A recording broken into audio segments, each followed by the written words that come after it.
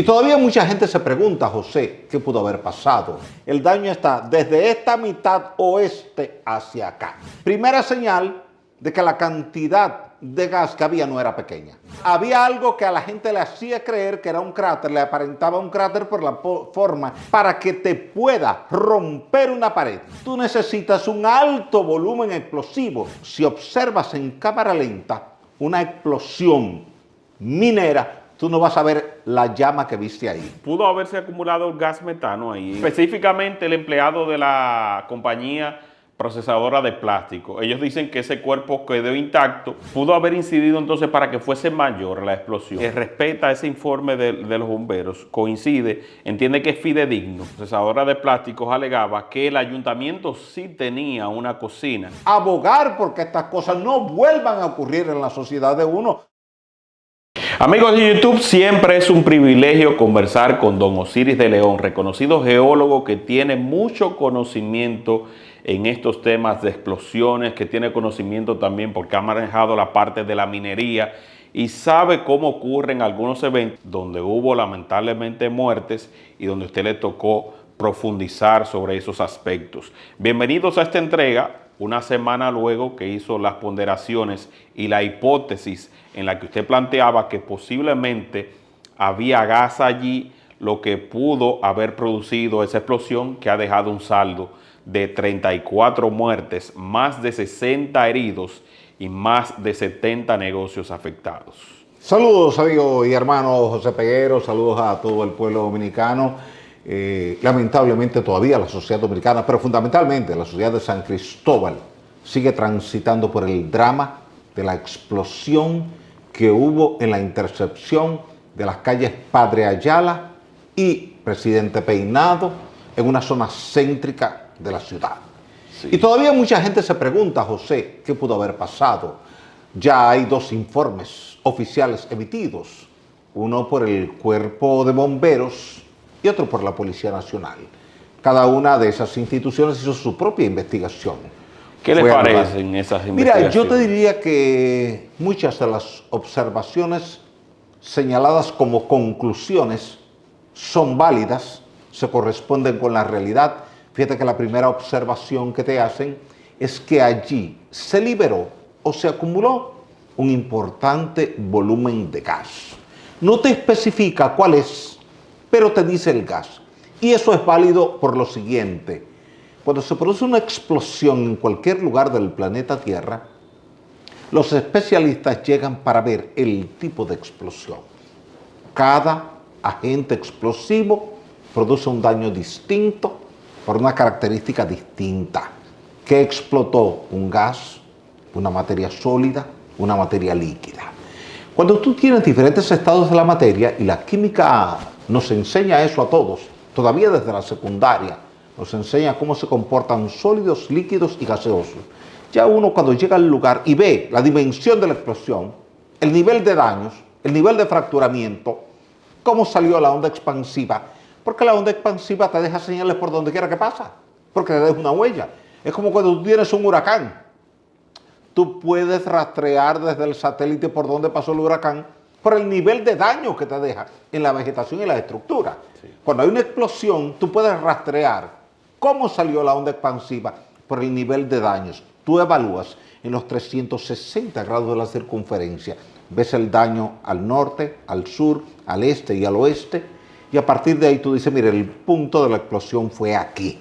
Y eso acierta en un 100%, porque es que una explosión es una liberación de energía desde un punto determinado. Y esa liberación de energía empuja los cuerpos hacia afuera, todos. Como cada cuerpo queda empujado en una dirección distinta y tú haces un análisis vectorial de la inclinación de cada cuerpo, ahora tú puedes ubicar por triangulación dónde está la posición central. Quiere decir que ahí llegamos al segundo punto del informe, donde ellos te dicen que el punto de explosión fue casi en la esquina de la calle Padre Ayala con la Presidenta Peinado. Y ciertamente coincide porque es este punto que tú tienes aquí. Aquí, fíjate que aquí tú tienes una de las calles y aquí tienes la otra calle. Este es el banco de reservas Aquí estaba la agroveterinaria La Esperanza. Y el área donde se generó la explosión fue aquí. ¿Por qué? Porque cuando tú evalúas el daño en el banco de reservas, el daño está desde esta mitad oeste hacia acá, pero no hay daño acá. Cuando tú evalúas aquí la agroveterinaria La Esperanza, te das cuenta que el daño está desde ahí, desde ese punto hacia acá. Ya te es fácil en el terreno, in situ, identificar dónde estuvo el punto de la explosión. Porque es muy sencillo. Y para hacer una analogía sencilla de la vida diaria en cualquier barrio, si tú te das un golpe en el pie derecho, el efecto no se te va a ver en el ojo izquierdo, porque son puntos distintos. Entonces, lo primero que hace un médico cuando te va a revisar, te dice, mira, el impacto que tú recibiste fue aquí, no acá. Eso hacemos nosotros. Vamos y con un criterio físico, desde la física vectorial, la física clásica, evaluamos cómo están las estructuras. Revisamos paredes, muros, columnas, vigas, zapatas, losas de piso, y en función de la ubicación que tiene, uno llega a una conclusión. Cuando tú miras el edificio del Banco de Reservas acá, observa que el daño se concentra aquí, en esta circunferencia deformada, pero no hay daño acá. ¿Por qué no hay daño acá? Porque la onda expansiva salió de forma directa, frontal, sur-norte, hacia esa estructura, genera esos dos huecos, tumba las paredes, con tanta energía que una persona que está detrás es aplastada por la pared y muere. Primera señal de que la cantidad de gas que había no era pequeña. Si hubiese sido una cantidad pequeña de gas, te impacta en el área donde explotó, te daña una puerta, una ventana a 1, 2 o 3 metros de distancia, pero no más allá. Nunca más allá. Este banco de reservas está, José Peguero, a 30 metros al norte del punto de la explosión. Para que te pueda romper una pared y provocar un daño mortal a alguien que está detrás de la pared, tú necesitas un alto volumen explosivo. Eso no te lo produce un cilindro de gas de 25 libras, ni de 50 libras, ni de 100 libras. Todavía 200 libras de gas no tienen el poder explosivo como para producirte daño mortal a 30 metros de distancia, que es un factor que tú tomas allí en consideración para tú saber qué tanto volumen pudo haber sido, porque la distancia del daño es directamente proporcional al volumen de la gente que generó la explosión y al tipo. Si hubiese sido un explosivo sólido, el daño no llega hasta ese nivel. Hubiese sido menor, más concentrado, más puntual. Te tumba con mucha energía una pared, una puerta, un ventanal, una cristalería, te la destruye, pero no a ese nivel. Y tampoco te hubiese generado una vibración tipo sísmica en varios kilómetros a la redonda. Se sintió prácticamente en toda la ciudad una vibración que la gente pensaba que era un terremoto que había ocurrido, porque la vibración llegó primero que la onda acústica. Esa gente sintió el suelo vibrando antes de que llegara el sonido de la explosión, porque esa onda viajando a través del suelo iba más rápido que la onda de sonido. Es lo que te pasa con el rayo, tú ves primero la luz y un rato después tú oyes el trueno. ¡Trum! ¿Por qué? Porque la luz viaja a 300.000 kilómetros por segundo, el sonido viaja a 340 metros por segundo, muy distintas las velocidades. Aquí tú tienes dos velocidades distintas, la de la onda de sonido, que es la que tú escuchaste después. Mientras más lejos tú estás, más tarda en llegar a ti, pero primero ya tú habías sentido una vibración y le había hecho creer a la gente que era un terremoto. Esa es una señal, José, del alto volumen del agente explosivo. Por eso, cuando yo estuve allí y fui a inventariar daños desde el punto de vista estructural, revisé el suelo porque algunas personas decían, hay un cráter, fue subterráneo. Revisar el suelo, porque cuando la explosión viene desde abajo, lo primero que te arranca en una estructura es la zapata, porque la zapata está abajo. La energía llega primero a la zapata antes de llegar a la pared y a la viga. ¿Y había un cráter ahí? No, realmente no. Entonces, había algo que a la gente le hacía creer que era un cráter, le aparentaba un cráter por la forma en que estaban los escombros, pero no era un cráter. Si hubiese sido un cráter, hubiese sido una explosión subterránea y todas las paredes se hubiesen caído porque la onda hubiera salido a través del suelo y no a través del aire. Claro. Entonces, eso llega a contradecir la versión de un abogado que escuché en un programa de radio que decía que eso posiblemente pudo haber sido activado por algo que había ahí y que cuando se estaba utilizando la maquinaria pesada para la construcción del estacionamiento que se pretendía levantar, decía él que posiblemente eso activó, pero con lo que usted explica, eso descarta esa posibilidad porque no hubo una explosión de abajo hacia arriba. No, no era de abajo hacia arriba. Lo que explotó estaba en la superficie. Pudo haber estado a ras de tierra, pudo haber estado sobre una mesa, pudo haber estado sobre una plataforma, pero estaba en superficie, no estaba en el subsuelo. No es lo mismo, y es lo que hacemos en la minería siempre, sí. Cuando volamos un frente de una cantera, es subsuperficial. Perforamos un hueco de este diámetro, lo cargamos con ANFO, que es nitrato de amonio y gasoil, le ponemos un cordón detonante y luego que se ha desocupado toda el área se activa. Y tú, si observas en cámara lenta una explosión minera, tú no vas a ver la llama que viste ahí. Tú vas a ver que lentamente la roca comienza a levantarse como si fuera hinchándose en cámara lenta, tú ves los fragmentos saliendo y luego tú escuchas el boom. Pero no ves llama, tú ves polvo. Ese polvo que tú ves en el frente minero, y eso se hace todos los días en las grandes minas que tenemos en República Dominicana, tú ves que sale el polvillo fino fruto del fracturamiento minúsculo, o sea, partículas de roca que se convirtieron en polvo por la alta energía, pero no ves una flama. Aquí tú viste una llama. Y esa llama te dice gas. ¿Era gas metano o qué tipo de gas? Porque, mira, lo más porque pudo haberse acumulado el gas metano ahí, en esa condición, o qué tipo de gas. Esa es una de las tesis. Mira qué pasa, el gas metano se forma con facilidad cuando tú tienes mucha materia orgánica sometida a un proceso de descomposición. Si tú tomas ahora 3 guineos, los pones en un recipiente cerrado, tú vas a encontrar que en varios días, ya después del proceso de putrefacción del guineo, hay gas metano. Si tú le colocas un fósforo, tú vas a ver que hace ¡pum! Explota. Pero una explosión tan pequeña que no llega ni siquiera a fragmentar el frasco de cristal donde está.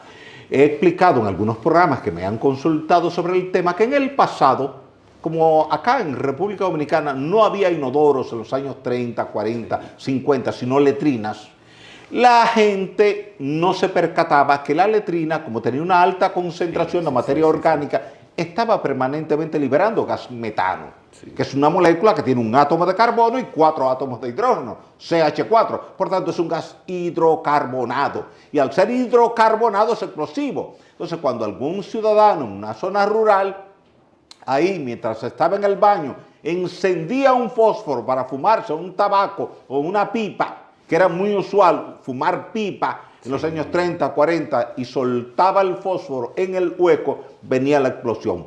¡Bum! Pero esa explosión nunca era mortal, José. Era una explosión que le quemaba parte del cuerpo, tenía algunas quemaduras ligeras, sin mayor importancia, y la persona salía asustada, evidentemente, porque no sabía por qué había ocurrido aquello, porque eran ciudadanos que no habían tomado clases de química y no sabían que esa materia orgánica libera metano.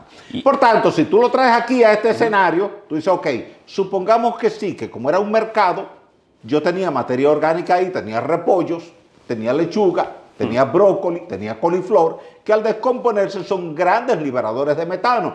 Pero, ojo, ese volumen de metano que tú puedes tener ahí, que se va liberando, se va disipando con el viento. El aire se lo va llevando, porque él se está formando al aire libre. Tú no lo tienes en un recipiente cerrado. Por eso te ponía el ejemplo ahorita de los guineos que tú pones a descomponerse, pero en un recipiente cerrado para que el gas se acumule y no se vaya. En las letrinas se acumulaba porque el hueco de la letrina tenía generalmente 7 a 8 pies de profundidad y 3 a 4 pies de diámetro. Entonces arriba estaba cubierto por un sistema de madera y un cajón. El hueco era pequeño y muchas veces tapaban el hueco arriba para que no salieran malos olores hacia el hogar y eso hacía que se concentrara el gas. ¿Por qué te lo planteo esto, José? Y es importante para el público. Porque si tú dejas abierto el recipiente donde está el gas metano, él se va disipando, no se va concentrando. Y si en un momento determinado tú le pones un agente de ignición, que puede ser un fósforo, puede ser una chispa, puede ser una fricción de dos piedras, de dos metales, que genera la ignición, puede ser un soldador que venga a trabajar con un soplete y te genera la ignición, viene la explosión. Pero es una explosión de pequeña dimensión, no es una explosión para triturar. De esa magnitud. Jamás. Pero entonces, jamás. Aquí tú tenías paredes de hormigón de 30 centímetros de espesor. Es un espesor de este tipo, triturado. Para triturar eso tú necesitas alto poder explosivo. Lo primero que uno calcula en la minería es qué tamaño es el banco que uno va a volar, cuántos metros tiene, 5 metros, 10 metros, 20 metros, 50 metros, 100 metros, cuánto es el ancho, 10, 15. Y ahí calculamos lo que llamamos espaciamiento, bordo libre, para saber qué cantidad de explosivo vamos a colocar para que pueda fragmentar la roca al tamaño que tú quieras que fragmente. Esto está fragmentado como si hubiese sido una voladura para minería. Por tanto, tú tienes un alto volumen de agente explosivo colocado ahí. No hay que haberlo visto para certificarlo, porque en estos casos, José, la evidencia no es anterior, es posterior. La evidencia tú la tienes con cualquier equipo de investigación en función de la dimensión del daño. Nadie te puede decir, ni a ti, ni a mí, ni al gobierno, ni a las agencias de investigación, que no había un agente explosivo porque está la explosión. Están los muertos, están las estructuras dañadas, está el material triturado y ya eso le dice a cualquier experto que no sea dominicano y que tú lo traigas a investigar el sitio, te va a decir, mira, aquí había un agente explosivo gaseoso de alto volumen. se menciona al peróxido 5.2. Peróxido orgánico 5.2. ¿Qué contiene esto? Y si pudo haber incidido conjuntamente con otro agente para que se diera la explosión, y de paso que usted nos explique, porque decía la empresa procesadora de plásticos que en favor de ellos existe que la persona que murió, que estaba allí de sus empleados, no se quemó, sino que se murió por inhalación de humo y que no perdió la vida en la explosión, que eso no ocurrió en sus instalaciones. Hay algo muy sencillo, José. Las leyes de la física no aceptan desafíos del ser humano. Las leyes de Newton son las leyes de Newton. Sí. Hay 3 leyes de Newton. Dice, primera ley, la de la inercia. Segunda ley, fuerza igual a masa por aceleración. Tercera ley, acción y reacción. Cuando tú ves la segunda ley de Newton, fuerza es igual a masa por aceleración. Te está diciendo la fuerza que se aplicó a la estructura. Sí. Si el agente explosivo fue capaz de pulverizar una pared de hormigón, ¿qué no haría con un cuerpo humano que es tejido y músculo? ¿Qué no haría? Entonces, yo creo que no es elegante decir que las personas que murieron ahí murieron por humo. ¿Cuándo? No, específicamente el empleado de la compañía procesadora de plástico. Ellos dicen que ese cuerpo quedó intacto y que él, en favor de su defensa, lo que dicen es que que el certificado indica que solamente murió por inhalación de humo. Depende de dónde estaba. Si él estaba detrás de una pared que estaba detrás de otra pared, es muy probable que la onda expansiva no le llegara de manera directa porque había un bloqueo de protección coincidencial hacia él. Sí. Pero todo lo que estaba... Y que va en favor de lo que usted dice también, porque si la explosión fue y la onda expansiva salió de aquí hacia allá... Y destruyó aquí. Y destruyó aquí. A 30 metros. Detrás de este negocio, de donde estaba no hay gran margen de explosión. O sea que ahí entonces la tesis suya tiene vigencia. Que fue la que la planteamos desde el principio, sí. Desde el primer día que fuimos al lugar, que nos invitaron para ir, ver, inspeccionar y dar una opinión. Fíjate que todo ha ido concordando. Primero, desde el principio, y lo conversamos contigo en un programa anterior, dijimos, aquí lo que explotó fue gas. ¿Por qué es gas? Por 2 cosas sencillas que son inconfundibles. Tienen su propia huella digital ambas cosas. Primero, el nivel de trituración. Alto poder energético. La gente no sabe, y te lo decía en una conversación anterior, que el gas licuado de petróleo tiene más poder explosivo que la dinamita. Y que por eso Nosotros hasta cierto punto tenemos suerte de que no tengamos más tragedia, porque aquí cualquier persona anda con un cilindro de gas en un motoconcho sin saber que lleva ahí una bomba de tiempo. No sabe el poder explosivo que está almacenado ahí, en ese tanque de 50 libras.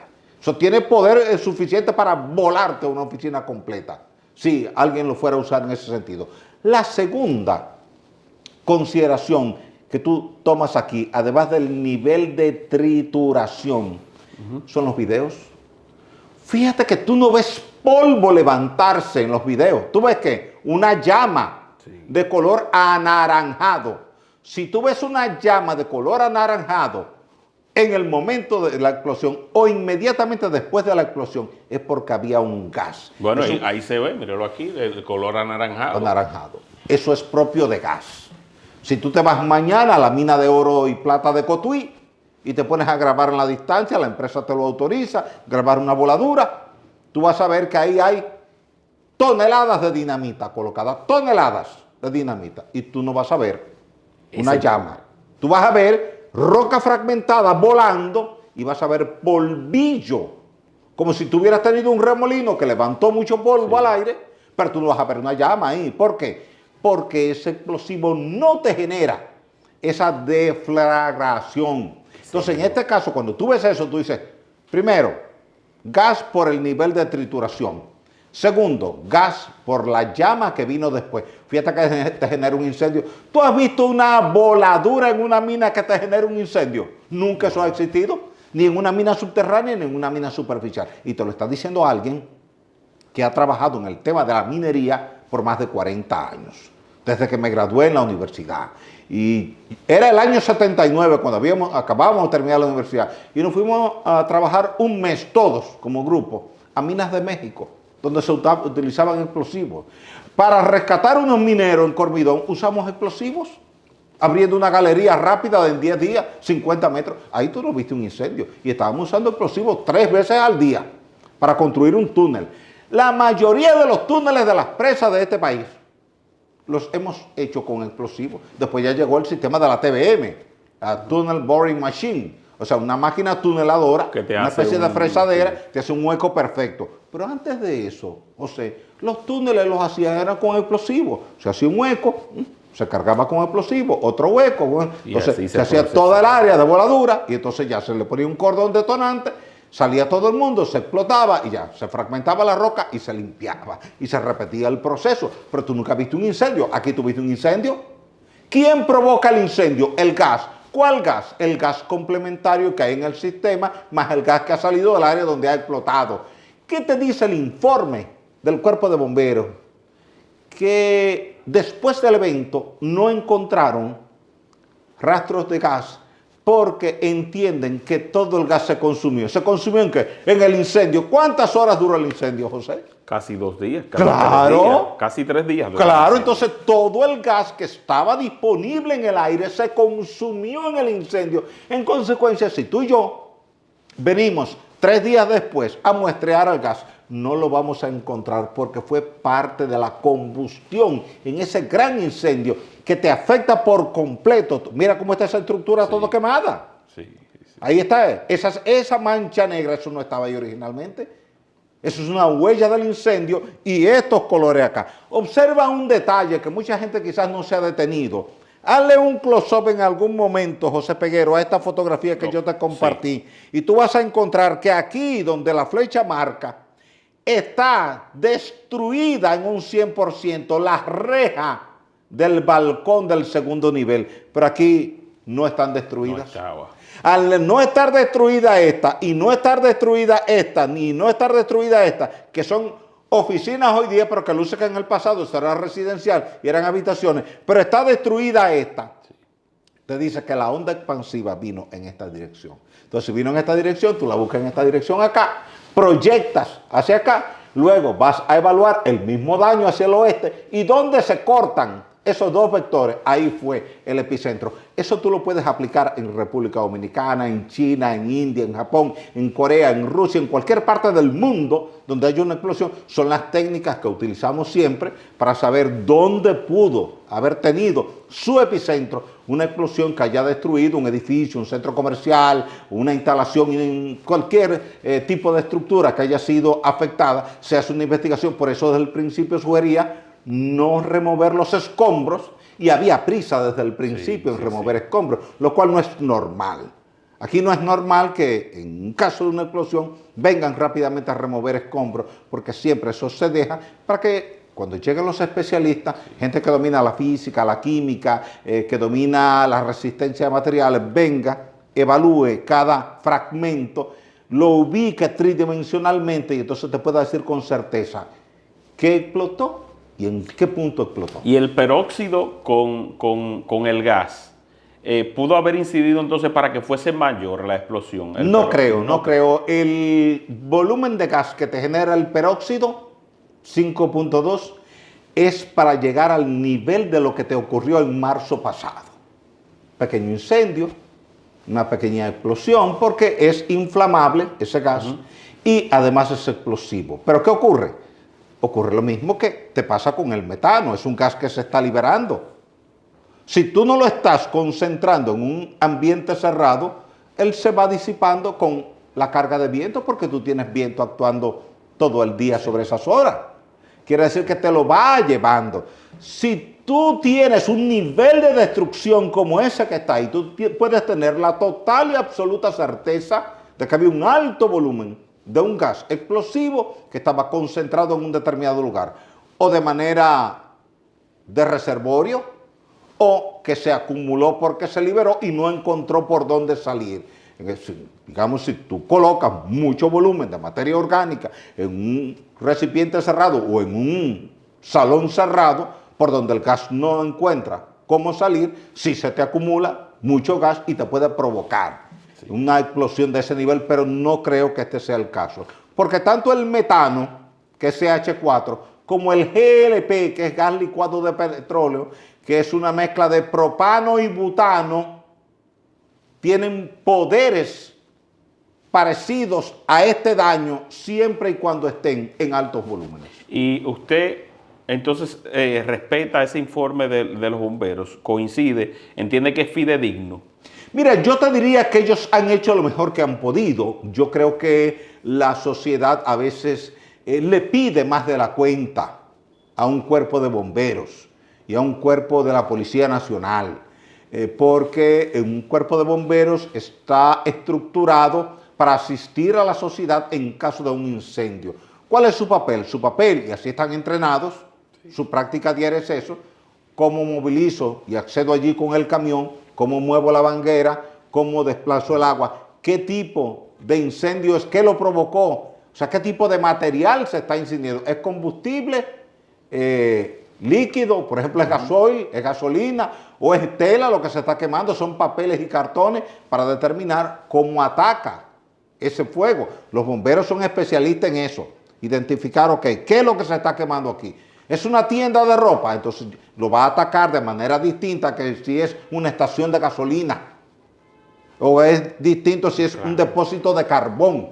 Ese es el entrenamiento. Ahora, tú pedirle al cuerpo de bomberos que te haga una evaluación científica de qué provocó el incendio, a veces pedirle demasiado, porque ellos no tienen ahí de soporte, de equipo de apoyo, una estructura que pueda decir, bueno, mira, vamos a tomar muestras de esto, vamos a hacerle difractometría de rayos X, vamos a hacerle espectrofotometría de absorción atómica y vamos a ver hasta dónde se distribuye. Entonces vamos a ir tomando radialmente, tú a partir de un punto vas tomando cada metro una muestra del suelo para ver cómo está el patrón de concentración de los elementos químicos que puedan ser asociados al agente explosivo. Ellos no tienen esa estructura. Pudieran tenerla si el Estado les diera el debido apoyo económico. Pero tú sabes que ni siquiera hay apoyo económico para salarios razonables para ellos.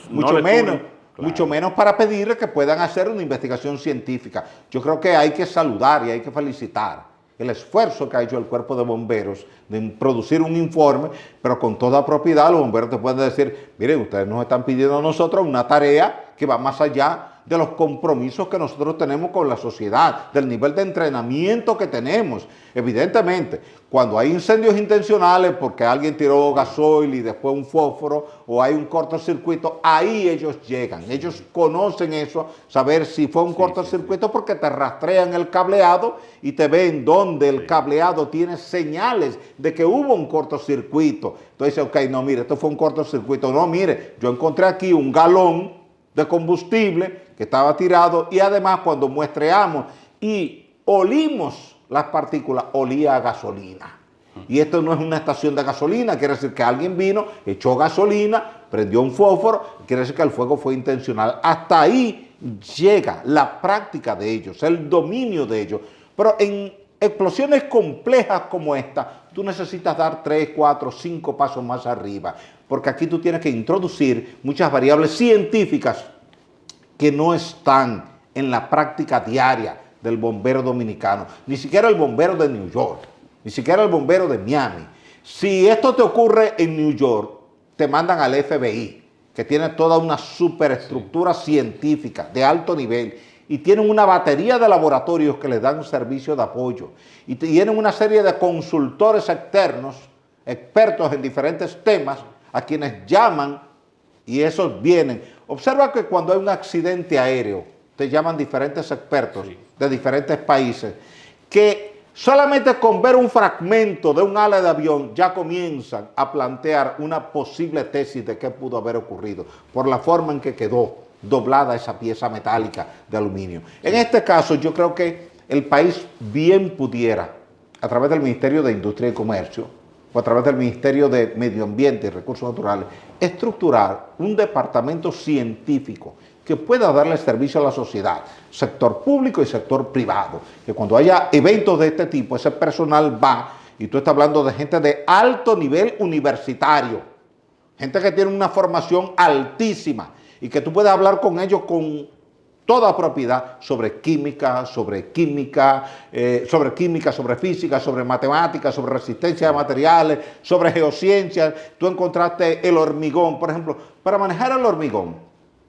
Los geólogos te dicen desde que ven el hormigón, cómo estaba construido ese hormigón, porque es parte de su práctica frecuente, porque son los que tienen que buscar el tipo de agregado y te van a decir, ¿ese agregado es bueno o no? Porque ese agregado tiene que cumplir con unas normas de la ASTM, si es para hormigón hidráulico, y de la ASTO, si es para hormigón asfáltico. Y desde que lo ves te dice, mira, ese hormigón es bueno, no, ese hormigón es malo. Mira, no, ese hormigón no te da los 210 kilos por centímetro cuadrado por la forma en que rompió. ¿Rompió por el agregado o rompió por la pasta, que es la matriz? Eso es lo primero que el geólogo te chequea cuando él ve estos fragmentos. ¿Por dónde rompió? Rompió y te dejó muchos huequitos como mitad de cáscara de huevo.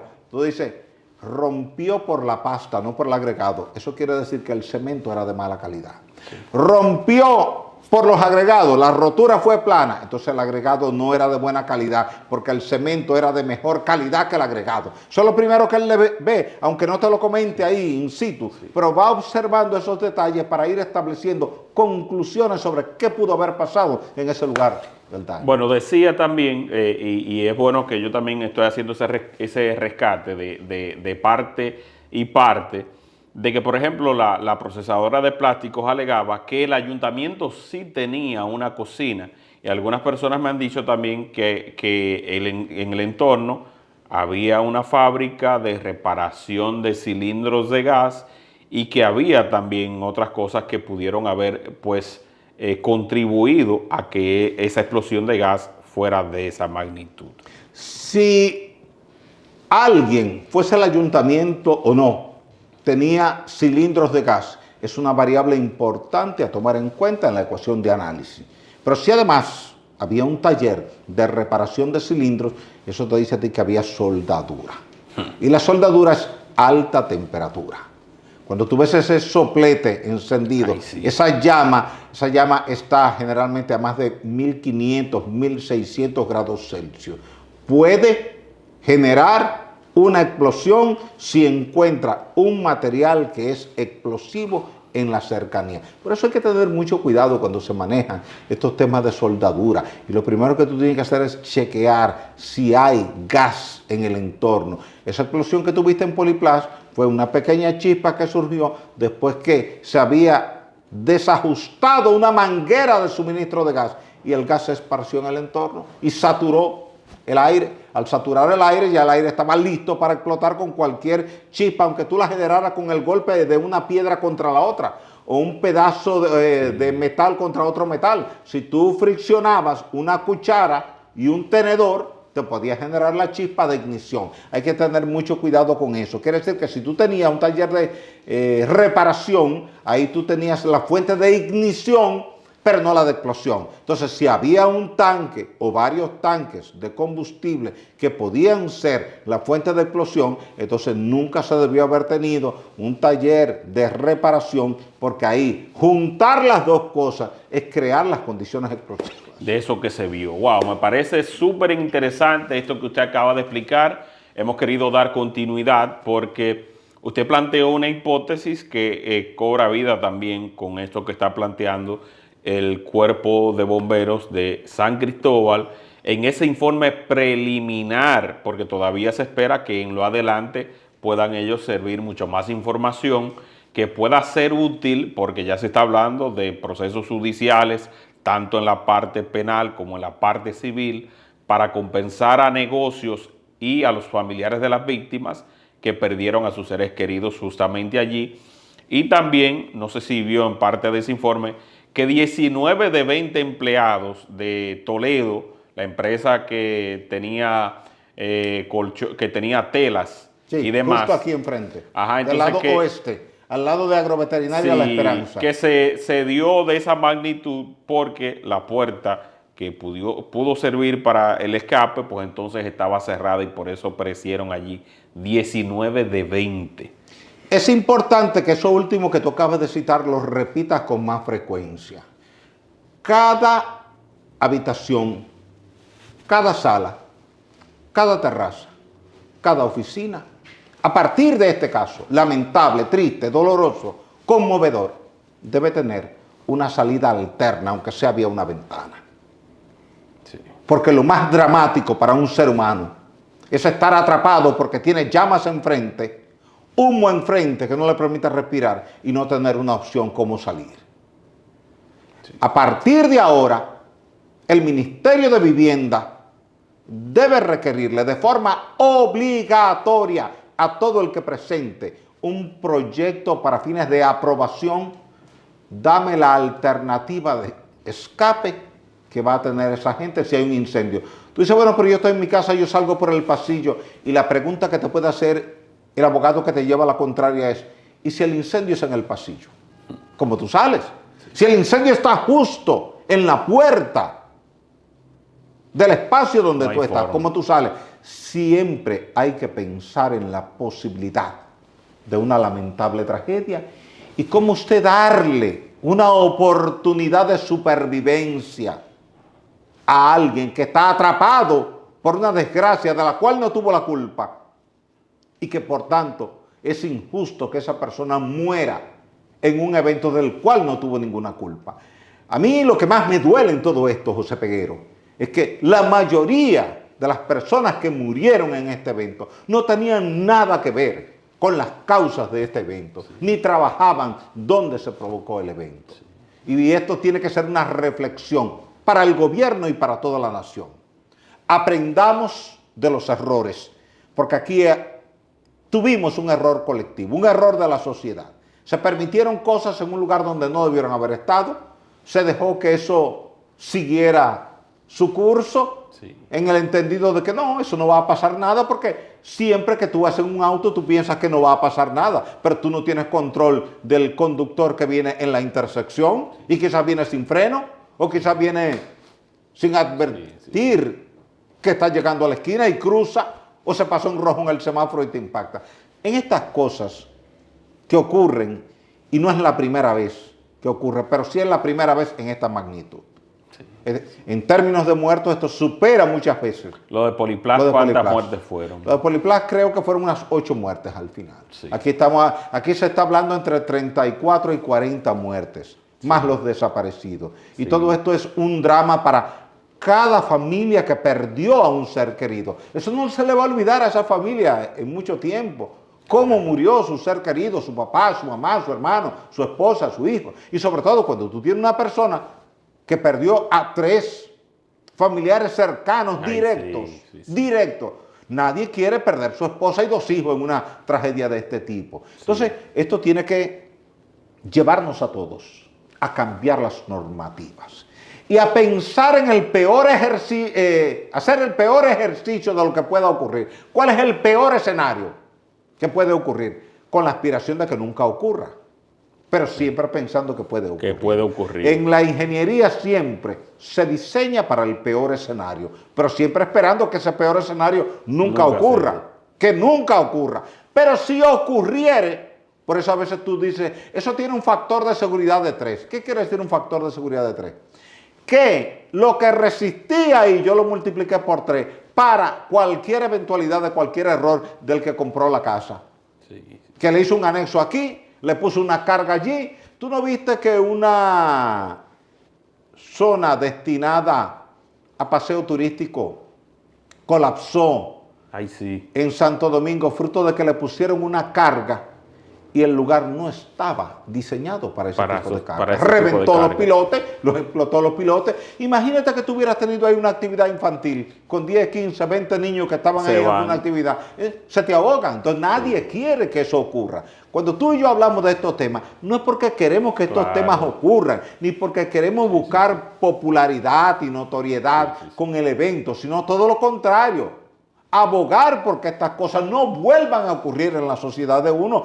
¿Saben por qué? Porque ni usted, ni yo estamos exentos de que esto ocurra en un escenario donde estemos un día determinado en nuestra vida. Así mismo es. Bueno, ahora nos queda esperar el proceso judicial que ya inició el Ministerio Público en contra de la empresa que ha indicado ha sido la posible responsable de Vidal Plus. Se está procediendo con arrestos, con allanamientos y demás, y ahora inicia todo un ciclo, pero don Osiris sostiene que ahí hubo gas y que posiblemente esto fue lo que produjo la explosión de esa magnitud que ustedes están viendo, y ahí tienen que ser sinceros los que administraban el local, el ayuntamiento también, que tiene parte de esa responsabilidad porque eran locales de su propiedad que se realquilaban hacia otras personas, y decir exactamente lo que había allí. Si hay videos en la nube de cada uno de esos negocios, facilitarlo. Ya yo tengo entendido que el Ministerio Público estaba recogiendo parte de esos videos. Una vez se analicen y se verifiquen. Importante, y disculpa que te interrumpa, tengo la información reciente de último momento que el Banco de Reservas dispone de videos de las cámaras de seguridad y que no le han sido solicitados, pero que estarían en disposición de compartir esos videos si les fueran solicitados. Bueno, si es así, entonces por la vía correspondiente, el Banco de Reservas va a facilitar para que esto sea aclarado y se identifique con mucho más precisión el origen de esa explosión que ha causado tanta tristeza en el pueblo dominicano y sobre todo en los familiares de esas víctimas que de forma repentina, inesperada e injusta, pues entonces perecieron allí en San Cristóbal. Reitero el agradecimiento, que Dios lo bendiga. Gracias a ti, y José le Pedro. Permita seguir compartiendo parte de su sabiduría con la responsabilidad que lo hace. Tengo que darle el crédito también con lo del huracán. Usted dijo que iba a llover, que iba a caer agua, pero que nunca iba a ocurrir como lo que ocurrió aquel pasado Una sola hoja de zinc no quedó desprendida. Claro. Estuve en Santiago en varias reuniones en el día de ayer y todo el mundo me dijo lo mismo que tú me estás diciendo. Nos dijeron que pasó por aquí, pero no sentimos viento, no sentimos lluvia, no sentimos ningún efecto directo asociado al fenómeno. Claro. ¿Qué era lo que se esperaba? Claro. Que fuera así. Aunque han cuantificado el gobierno en daños de carreteras y demás, que se irían unos 5.100 millones de pesos. Pero eso ya es la erosión que te genera la lluvia, sobre todo en el área de contacto entre la vía y el puente, que es lo que llamamos los aproches de los puentes, y en la actividad agrícola. Pero el daño en la actividad agrícola fue el viento que se produjo 3 días después de que el evento ya había salido de República Que fue lo que Dominicana. tumbó los plátanos Así y fue. demás. Pero cosechas. transitando por la zona cerca de la isla, no hubo ninguna mata de plátano que cayera, ni ninguna hoja de zinc que se levantara, ni ninguna antena que colapsara. Que son los daños clásicos que tú ves en las tormentas y en los huracanes. Sí. Una tormenta te genera daños en 80 a 100 kilómetros a la redonda. Y la gente de Barahona no vio ese tipo de daño, la gente de San José de las Matas no vio ese tipo de daño, Santiago, Puerto Plata y Sosúa no vieron ese tipo de daño. Sí, la lluvia que tú y yo esperábamos sí. y que la sociedad dominicana esperaba, y que desde el domingo anterior estábamos advirtiendo a la población de que íbamos a tener muchas lluvias y que esas lluvias iban a provocar algunos daños, pero que no íbamos a tener daños por carga de viento, y así fue, no tuvimos daños por carga de viento. Así mismo es. Gracias, don Osiris de León. Compartan este contenido para que llegue a mucho más personas y reiteramos el agradecimiento por toda su atención. Si te pareció interesante, por favor suscríbete y compártelo. Bye bye.